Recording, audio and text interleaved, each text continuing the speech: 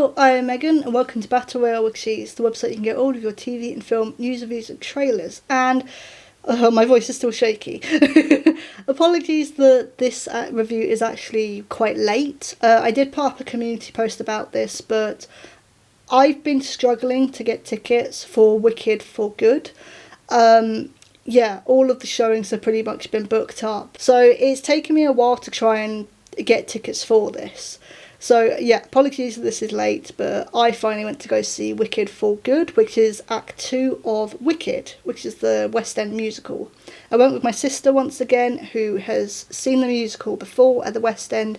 I have not. I purposely did not look at anything to do with Act 2 because I wanted to go into this film blindly again like I did with the first film last year. So Wicked for the Good continues on the story of Elphaba, played by Cynthia Aveiro, and Galinda, played by Ariana Grande, and Act 2 serves as a way to tie up loose ends and to essentially lead up to The Wizard of Oz. I didn't know anything going into this, and I will say up front that because by the time this video comes out, I think the film's been out for a week or so, so I'm just going to say up front, I'm going to talk freely about this. There's going to be spoilers in this review straight away. I'm not going to do a spoiler-free review and then spoilers afterwards.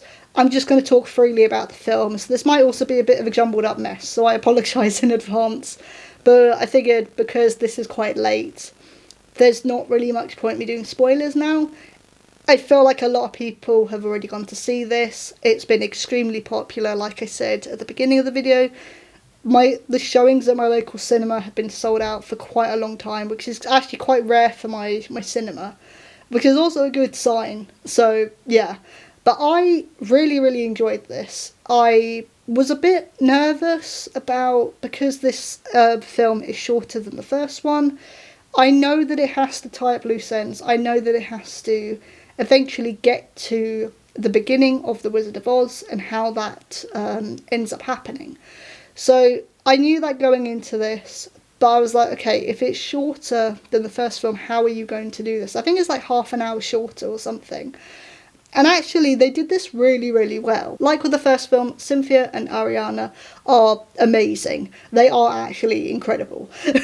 They're such a perfect pairing, both in acting and in singing. Like, their harmonies are really good. They're beautiful. And yeah, just like with the first film, they're incredible. They definitely helped bring along those emotional moments, which actually, the film was emotional throughout. I managed to not cry until the end this time. Right up until the end this time. So that was, a plus. But like with the first film, and I feel like I'm going to repeat myself from that review, yeah, they are a perfect duo. Their chemistry is amazing, and you really, you're convinced of their friendship throughout, despite what's going on in Oz. And from the get-go in this film, I think I spoke about this briefly with the first review, but again, the propaganda, oh my god. From the get-go, it continues on literally from the ending of the first film. The misinformation, the commentary on that, the commentary on propaganda. There's a scene later on where Elphaba does meet the wizard again, and he goes, people don't want to hear the truth, they want to hear what they want to hear. What is right for them. Whether it's the truth or not, it doesn't really matter. And I was like, okay, this feels a little close to home and a bit close to reality at the moment with the misinformation, false news, people not believing facts. It's very reflects modern life at the moment, which unfortunately is very unfortunate. But that whole side of it was told really well. And yeah, a lot of that side of it was where the emotion came from, because we know from the first film that Elphaba is actually innocent. She's trying to help people. She's trying to help the animals speak freely again. She's going against the wizard and his rule and his rules of what he is shaping Oz to be. And in turn, she is being changed into a villain, which she's not. Yeah, once again, I really felt for her. But I feel like this is more Galinda's film, whereas the first film was Elphaba's film. And Galinda, I think, is also really sympathetic as well. but in a different way. So with Elphaba, you're sympathetic towards her because you know she's trying to change things for the good. She's trying to help the animals. She's trying to help the way of life and go against the wizard, because what he's doing is he's trying to shape it into our world, into the real world, which is his one. With Galinda, she is a beacon of hope for the people of Oz, but it's a lie. It's a complete lie. She knows that, but she has to act along and continue to pretend to be that. And she doesn't want that. Like, she actually doesn't want that. There's a point near before the third act where she is basically told, you know, you're the beacon of hope, you're the one that has to pretend, so what you do is you smile and you shut up. And that really hit hard, and that was really like, that is the nutshell of her situation, of her position. She doesn't have a choice, and I think they really did well in making her a sympathetic character in this case as well, because once it gets to the point of Dorothy, you know, crashing onto the Wicked Witch of the East, and actually I'll get to that as well, you understand why she's acting certain ways now. Like, because you've been given the backstory and the background information, you know why she has to continue to be like, yay, you did it, well done, you killed the Wicked Witch of the East. Like, yeah, it's understandable now. And yeah, once it gets to the Wizard of Oz section, I think the one thing I do like is that, and my sister said that they did a similar thing with the West End show, Dorothy, you never see her face. You see either her dress or her slippers, which I really, really like. I think the West End show, she's a shadow. So the other characters, so Tin Man, Scarecrow and the Lion, are shown as the characters, but she's a shadow. And I feel like that's perfect. You don't need to be told, yes, this is Dorothy. We already know where it's going. We know that's Dorothy. And it was a really, really interesting way to portray that. So I really, really liked that. And yes, loose ends has to be tied up. So I like the way that they did these kind of things as well. Again, my sister said that apparently the West End musical is quite vague with tying things up, with getting to the point of how did we get the Cowardly Lion, how did we get the Tin Man, how did we get the Scarecrow, you know, that kind of thing. How did the Flying Monkeys go from the wizard's spies to actually helping Elphaba? The monkeys helped Elphaba because she freed them from the wizard.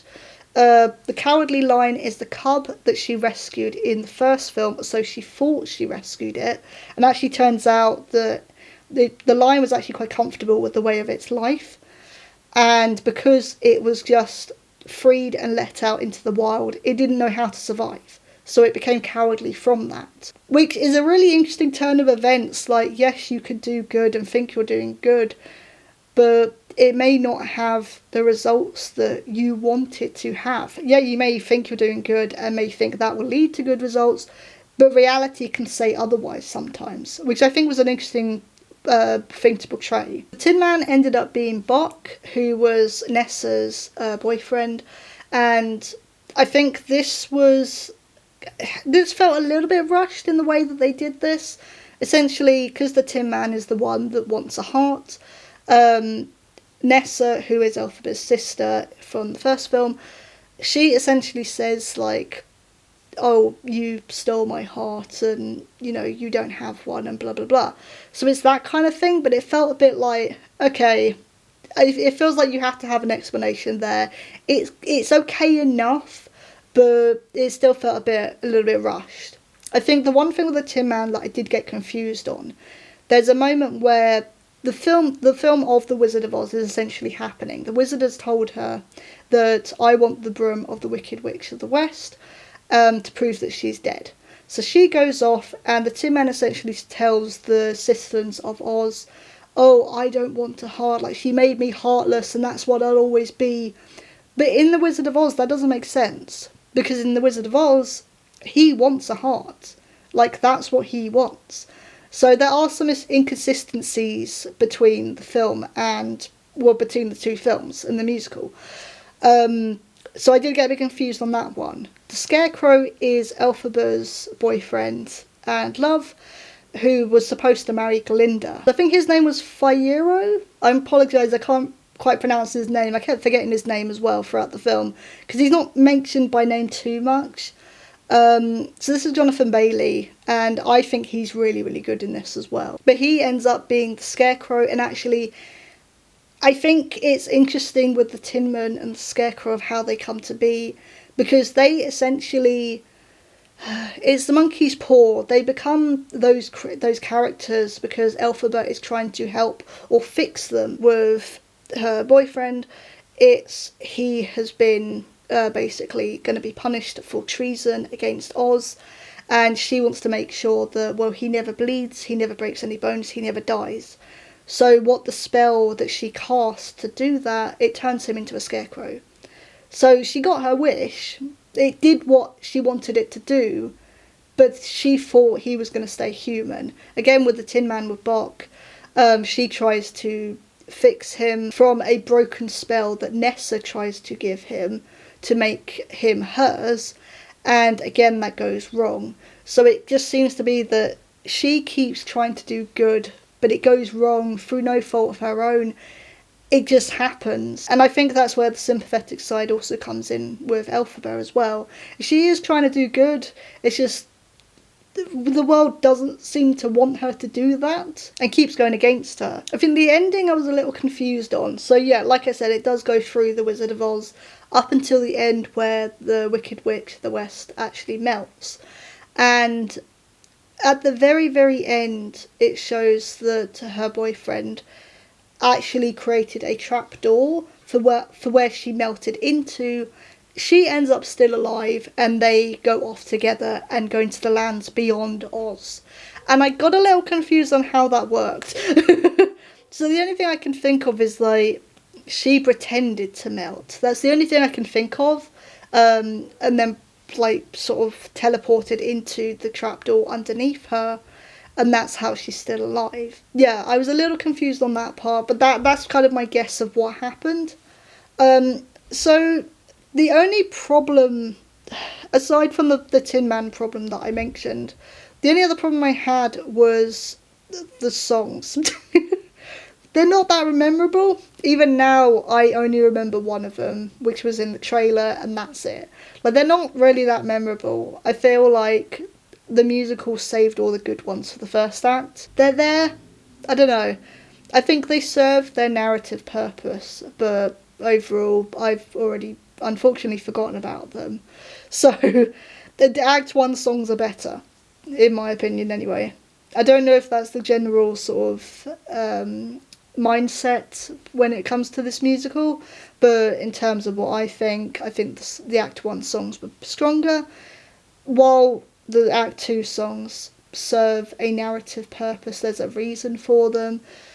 Yeah, they're far weaker. So this was sort of my spoiler review / ramble this time for Wicked for Good. Apologies if you can hear my dog barking. Yeah, I really, really enjoyed this. I have heard some people say that they felt like this film was rushed, which, despite this being half an hour shorter, I don't get that. I don't see it myself. I think everything was paced really well. Everything was answered. Yes, there was a couple of confusing moments that I didn't really understand. But overall, everything was answered. All the loose ends were tied up. The only thing I had a problem with was the songs were just not anything amazing. But that's kind of it, really. Oh, and the Tin Man problem. But that's kind of it, really. Like, it was really, really good. So, yeah, both sets of films were amazing. So, for next week, I will just say this up front. Next week, I think there's only going to be one film review. Five Nights at Freddy's 2. Sorry, we're going completely off topic here. Complete change of genre. Five Nights at Freddy's 2 comes out on December the 5th. I think that's next week at the time that I've uploaded this video. But that is going to be the only review for that week.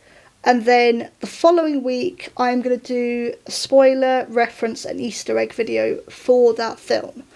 I have way more knowledge on Five Nights at Freddy's. But that's essentially what it's going to be. I'll put a community post up about this as well, just so there's like confirmation of what the schedule is going to be after this review. But yeah, I was Megan, this is Battle Royale with Cheese, see you soon.